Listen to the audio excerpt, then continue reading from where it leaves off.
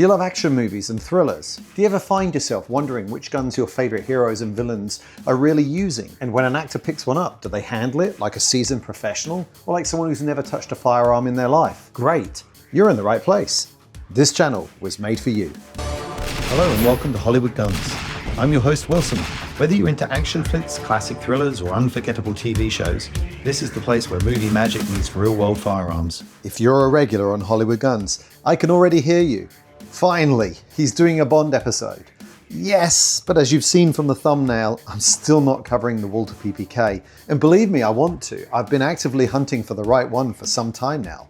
I'm looking for something vintage, Cold War era, spy-esque with a backstory that no other YouTube channel has told before. And when I find that PPK, you'll know. But until then, we're taking on what I consider to be the third most notorious firearm in the entire 25-film Bond franchise. Right behind the PPK and Scaramanga's legendary 4.2mm Golden Gun. It's the weapon that caps the final moments of the first Daniel Craig movie, the one Bond uses when he makes the iconic call to Mr. White. And it's front and center again on the movie poster and in the cold open Aston Martin chase of the next film, which many believe picks up seconds after the end of the first. This episode, I'll give you a full tabletop breakdown, walk you through those scenes and evaluate the firearm accuracy, including one detail I noticed about Daniel Craig's gun handling with this weapon and the others throughout the movie that many other action stars failed to get right. And finally, stay to the end to check out some of the other movies and scenes the firearm appeared in, including my favourite, which you can see on the movie poster. So, pour yourself a Vespa Martini, straighten your tie and settle in for an episode you weren't asking for, simply because you didn't know you needed it. Ladies and gentlemen, this is the story of the HK UMP from Casino Royale and Quantum of Solace. We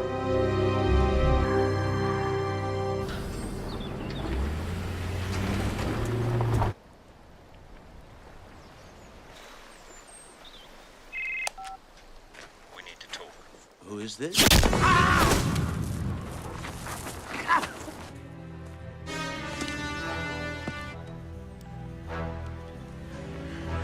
The name's Bond.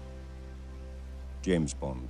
This week, I'm back at Bear Arms in Scottsdale, filming on location with another one of their fully automatic weapons from their incredible reference collection. If you're in the Phoenix metro area, please be sure to stop by, support this local family business, and let them know Hollywood Guns sent you. The Heckler and Koch UMP, did I get that right this week? Was born in the late 1990s and entered production around the year 2000, built as a lighter, cheaper, and more caliber versatile alternative to the MP5. While the MP5 used a roller delayed action and steel construction, HK went with a straight blowback design, polymer receiver, and simplified internals for the UMP, making it much easier and less expensive to manufacture. The UMP was unique for offering calibers the MP5 never had, specifically the 45 ACP and 40 Smith & Wesson, plus a 9mm option later on. But why those calibers? Well, in the US, 45 ACP and 40 Smith & Wesson were popular among law enforcement and tactical units because of their greater stopping power compared to the standard 9mm. Now, it's especially important for close quarters and unarmored threats. The UMP's blowback system and heavy bolt were engineered specifically to handle the increased recoil and pressure of these rounds, trading some controllability for power and simplicity. In terms of ergonomics and features, the UMP offers a closed bolt design which gives better first shot and single shot accuracy, a folding side stock and a full set of Picatinny rails to mount optics, lights or lasers, things that the classic MP5 lacked natively. Magazine-wise, the UMP 45 ACP version typically uses a 25 round straight magazine, and the 9mm variant uses a curved magazine for its slightly smaller cartridge. Now, that detail will be important in a few minutes. On the downside, the blowback action plus larger calibers results in heavier recoil and more muzzle climb in full auto fire compared to the smoother roller delayed MP5. Still, for many users, that was a fair trade for increased firepower and modern modularity. Because of these design choices, lighter weight, lower cost, caliber flexibility, modern rails, HK pitched the UMP directly at US law enforcement and security markets, where the 45 ACP was a major selling point. Many police SWAT teams, corrections, emergency units, federal agencies, and private security firms adopted the UMP. And internationally, it also found users in Brazil, Canada, and numerous European and global forces. Although the UMP never displaced the MP5 in terms of popularity, The MP5's reputation, smooth operation, and long service history kept it dominant. The UMP carved out its own niche as a modern, robust, and cost-effective SMG capable of meeting the demands of the late 90s, early 2000s policing and close-quarter combat. The movie gun versus this example. The UMP on the table is the 45 ACP version, God's caliber, as many American shooters like to say, and for good reason. 45 ACP has been deeply rooted in US firearms culture for more than a century, ever since John T. Thompson, of the Tommy gun fame, helped develop the cartridge in 1904, and John Moses Browning immortalized it in what would become the longest running handgun design in history, the Colt 1911. But that's not what Bond uses. Both Casino Royale and Quantum of Solace were filmed in Europe, and in the movie, Bond's UMP is the 9mm version, instantly recognizable by its curved magazine. That's almost certainly a practical decision by the prop house, because 9mm is far more common and far easier to source in Europe than 45 ACP. And of course, the silhouette in the final scene of Casino Royale, as well as the Quantum of Solace movie poster, shows the gun fitted with a suppressor. Now, I don't have that configuration on the table here, obviously, but in Quantum, you'll notice the UMP is unsuppressed and with the stock folded, matching how Bond deploys it. Welcome to the intermission. While I tell you about the main channel sponsor, Guns International, you're looking at my civilian version of the UMP, the USC, the only version that we can actually buy here in the USA. So why does it look so not like the UMP? Well, it's because HK hates us. Or, well, maybe it's because Germany has strict export laws. Actually, it could be because the US has bizarre import restrictions involving folding stocks, barrel length, and sporting purpose requirements. Pick whatever explanation works for you, but what matters is this. The USC arrives with a fixed thumbhole stock and a ridiculously long barrel. The barrel is easy enough to fix if you want to SBR it, but transforming a USC into anything resembling a real UMP with a folding stock requires an expensive receiver conversion and usually a trip to Tommy build. Is it worth it? Absolutely, but it's definitely not cheap. That said, and I think this is a big one, the USC was briefly available in the early 2000s in this amazing space grey finish with red HK logos. It looks straight out of a sci-fi movie and I love it. As you know, sponsors are what keeps the lights on here at Hollywood Guns, but even if Guns International didn't support the channel financially, I would still recommend them because they genuinely use their platform more than anything else to source movie-related firearms for this channel. Their biggest advantage, and the reason I'm passionate about them, is that they let me browse the inventory of thousands of FFL dealers across the country, all in one place with detailed photos and condition descriptions. It's the closest thing we have to teleporting between gun shops nationwide. Here's my process.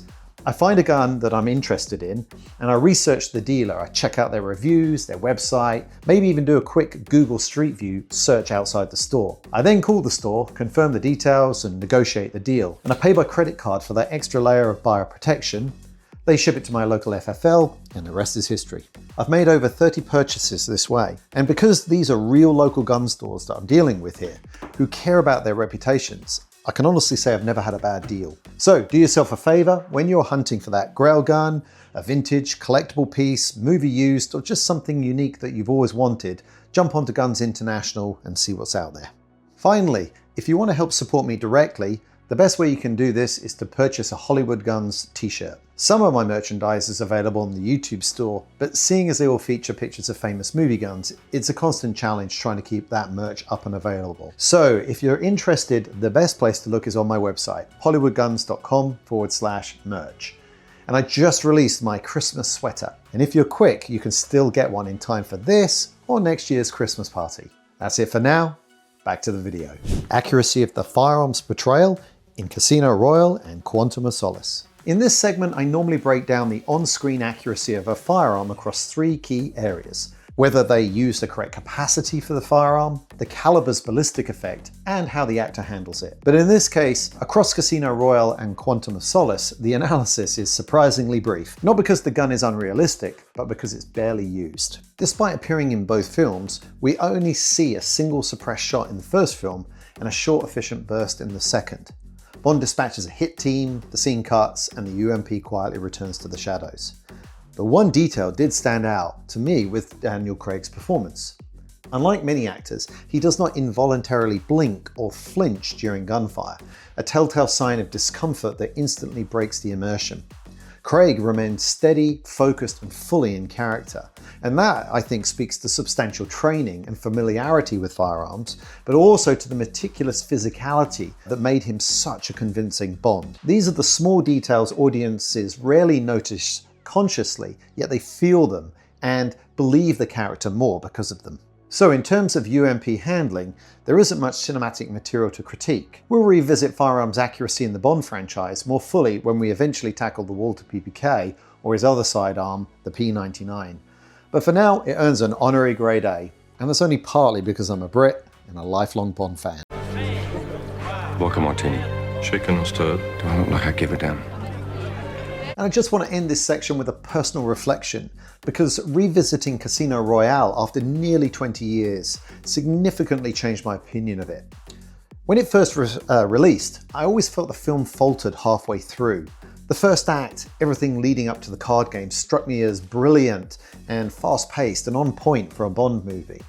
But from the card game onwards, I remember it becoming slow and meandering, and I never really fully understood Vesper's betrayal, and her death felt both abrupt and strangely unnecessary. However, rewatching it now, undistracted and maybe a little older, maybe a little wiser, I found myself appreciating the second half far more. Its pacing is deliberate, almost literary, and it feels closer to Ian Fleming's original tone rather than many of the more spectacle-driven Bond films we'd seen before. There's real spycraft here. There's manipulation, loyalty tests, psychological stakes, and a card game functioning as an elegant trap for Le Chiffre. There are subtle plot threads you only notice after multiple viewings. Quiet callbacks to earlier scenes, and a slow but deliberate shaping of Daniel Craig into a Bond who's harder, less flamboyant, and yet more emotionally vulnerable than his predecessors. The film takes its time building that transformation, and it rewards the patient viewer, which I guess I wasn't the first time around. If you haven't seen Casino Royale in years, please give it another watch. Whatever you thought of it then, I'll wager it's aged better than you expect. It's like that kind of fine wine that finally shows the depth that it always had.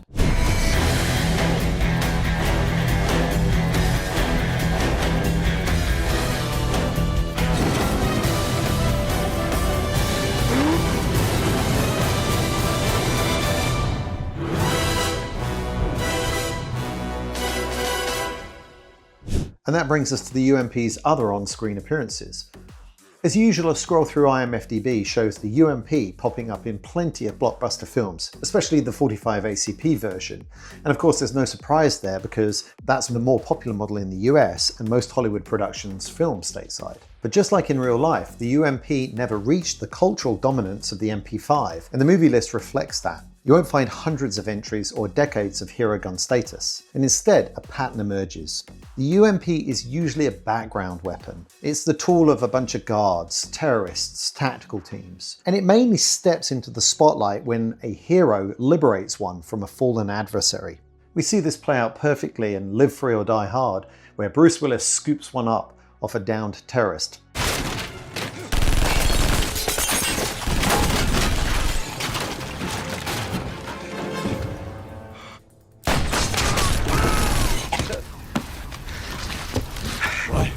Did you do that? No. Shit. Same in Underworld Evolution. Celine grabs a dead cleaner's UMP at the pier and uses it to fight against Marcus, later on using it against William. What? No, wait! I'm no match for him.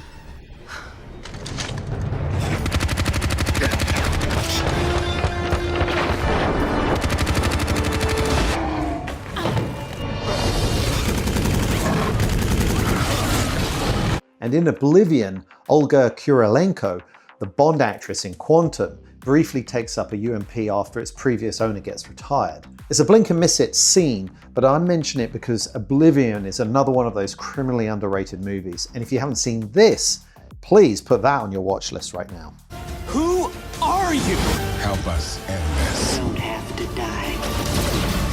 They don't have to die. It's time to come home. I'm not gonna do that. Earth is my home.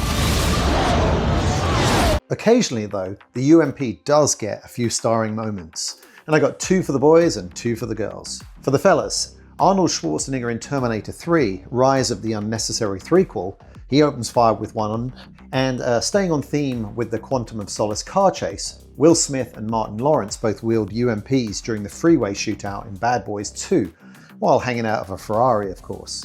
I think I done just got mad.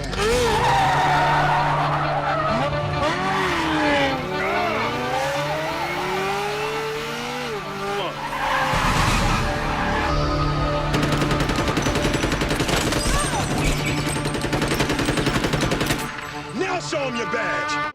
Quick question for you if you want to make a comment. Who would you rather be in an action movie UMP loadout? Mike Lowry in a Ferrari 575 Maranello, or James Bond in an Aston Martin DBS V12? Let me know below because it really helps out the algorithm. And for the ladies, Mission Impossible 3 gives us Maggie Q running a UMP during the mission to rescue Agent Ferris. And then we get the return of prime Angelina Jolie to the channel in Mr. and Mrs. Smith, which I've featured before. And since Brad and Angelina officially got together after this film, you can absolutely see the chemistry that they have radiating on screen. They're both great actors, of course, but some of the scenes where they look at each other, yeah, I don't think that was just acting. You still alive, baby?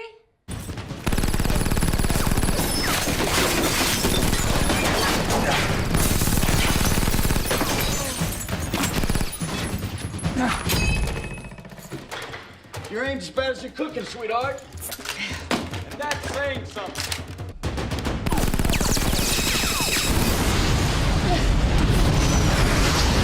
And that brings me to my favorite UMP appearance of all time. It's the one I intended to make this entire episode about, as you can probably tell from the movie poster.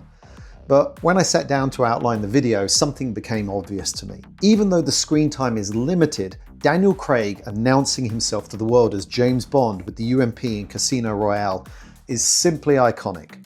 There was no way that I could make this episode about anything else. That moment has been burned into my brain for almost 20 years as one of Craig's defining Bond moments. The name's Bond. James Bond. So I had to change lanes on this episode because I got another Sicario deep dive coming up soon. And once again, you can help the algorithm out and drop me a comment if you want to see the Daniel Defense M4 used by Josh Brolin in both Sicario films. Which brings us to Benicio del Toro as Alejandro again in Sicario, Day of Soldado. Another fantastic outing for the UMP, and in my opinion, an absolute worthy sequel. It's tense, beautifully filmed, morally murky, almost a perfect film in every way. Almost. Because that final postscript scene, yeah, they should have left that on the cutting room floor. It doesn't hold a candle to the haunting, devastating way that the first movie ends.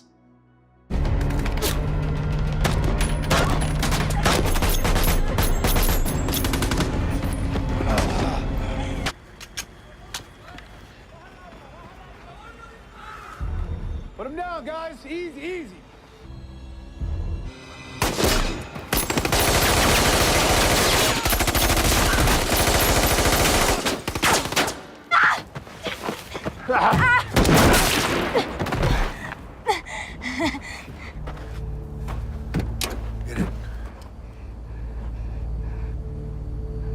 And that, ladies and gentlemen, is a wrap. I hope you enjoyed this episode, and if you want to see more of Alejandro, I'll drop a link to the current highest viewed video on my channel at the end, featuring him and the HK Mark 23 breakdown. Once again, I'd like to thank Bear Arms for letting me film the UMP and Guns International for sponsoring the video. And if you decide to purchase a shirt, or you already have to help support the channel, my sincere thanks. My final request is to check that you are subscribed, give the video a like or send me a comment, and if you can spare a few seconds, please send a link to this video or the channel to someone you think might enjoy it. Peace out, and I'll see you in the next one.